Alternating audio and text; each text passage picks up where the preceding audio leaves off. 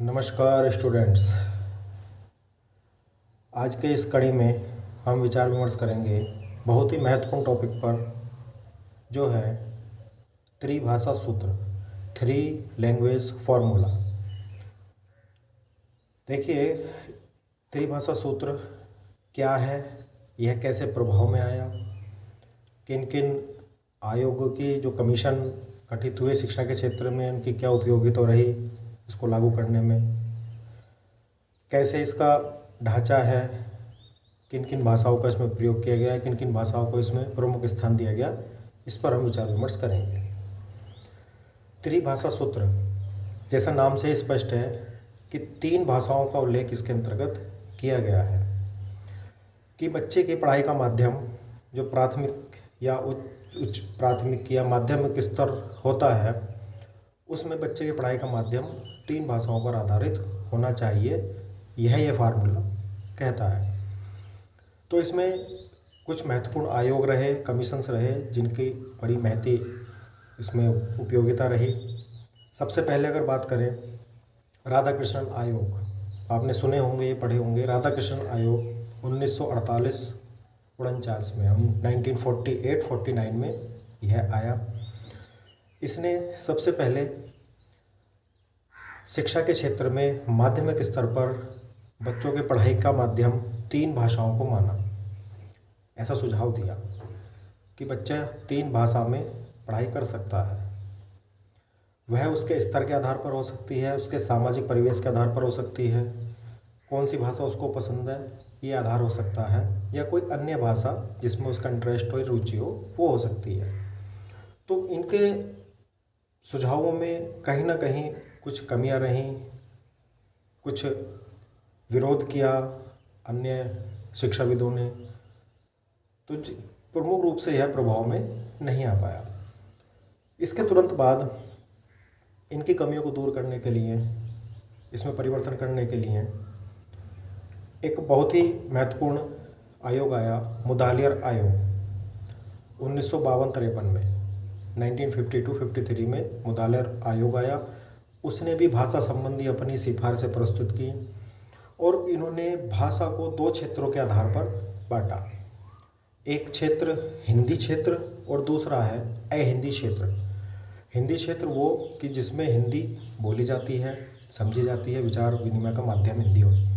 दूसरा क्षेत्र है कि जहाँ पर लोग हिंदी नहीं समझते, हिंदी नहीं बोलते, तो उस ऐसी स्थिति में कौन कौन सी भाषाएं होनी चाहिए। तो इन्होंने प्राथमिक स्तर पर, उच्च प्राथमिक स्तर पर और माध्यमिक स्तर पर इन भाषाओं को रखा कि हिंदी क्षेत्र में जहाँ हिंदी बोली जाती है, समझी जाती है, वहाँ अन्य प्रादेशिक भाषा का प्रयोग हो। दूसरा, अहिंदी क्षेत्र में हिंदी भाषा का प्रयोग हो, हिंदी भाषा माध्यम रहे, क्योंकि इनका उद्देश्य था कि सभी भाषाओं का विकास करना, आपसी भाषा के माध्यम से जो समन्वय होता है, जो एकता होता है, उसका विकास करना, उसको बनाए रखना। लेकिन कहीं ना कहीं यह भी सही रूप से प्रभाव में नहीं आया, इसमें भी कुछ कमियां रहीं। इन कमी को दूर करने के लिए सबसे प्रमुख जो सुधार हुए या जो सुझाव दिए, वह था केंद्रीय शिक्षा सलाहकार board, CABE, central advisory board of education, जो 1956 में आया, 1956 में आया। इसने त्रिभाषा सूत्र को प्रस्तुत किया और उसको लागू करने पर बल दिया। चूँकि यह सेंट्रल बोर्ड था, एडवाइजरी बोर्ड था, लगभग सभी की सहमति थी, तो हमारी सरकार ने, हमारी भारतीय सरकार ने इसको संपूर्ण देश में लागू करने की बात मान ली। लेकिन संपूर्ण देश में फिर वही बात आ जाती है कि कौन कौन सी भाषाएं होंगी, कौन सी प्रमुख भाषा होगी, अन्य दो भाषाएं क्या होंगी। तो इसको आधार मानते हुए 1961 में मुख्यमंत्रियों का सम्मेलन हुआ। सभी राज्यों के मुख्यमंत्री आए, उन्होंने आपस में विचार विमर्श किया, बातचीत की, और एक निश्चित निष्कर्ष पर नहीं निकल पाए। मतलब सभी में मतभेद था कि हमारे यहाँ ये भाषा होनी चाहिए, हमारे यहाँ यह नहीं चाहिए। सभी अपने क्षेत्र के हिसाब से, लेकिन सबकी सहमति थी कि हाँ त्रिभाषा सूत्र लागू हो। अब उन 3 भाषाओं में प्रादेशिक भाषा हो पहली, प्रादेशिक भाषा के साथ कोई क्षेत्रीय भाषा हो, मतलब पहली भाषा हो गई या तो प्रादेशिक हो या क्षेत्रीय भाषा हो। दूसरी भाषा हो गई कि कोई भी उसमें राष्ट्रभाषा हिंदी हो या संपर्क भाषा हो। तीसरी भाषा हो गई कि कोई भी अंतर्राष्ट्रीय भाषा हो, अंग्रेजी हो, यूरोपीय हो, फ्रेंच हो, कोई भी अंतर्राष्ट्रीय भाषा हो। इन्हीं का भी सबसे ज़्यादा बल इन्होंने ये दिया कि सभी क्षेत्रों को या सभी लोगों को, देश की जनता को आपस में जोड़ के रखा जाए। और देखिए, भाषा ही एक माध्यम होता है जिससे सभी आपस में जुड़ते हैं, एक दूसरे की बात को समझ सकते हैं। तो इनके आधार पर यह त्रिभाषा सूत्र लागू हुआ और इसके बाद इसमें आमूलचूल परिवर्तन करने के लिए कोठारी आयोग का उदय हुआ। कोठारी आयोग आया 1964 में।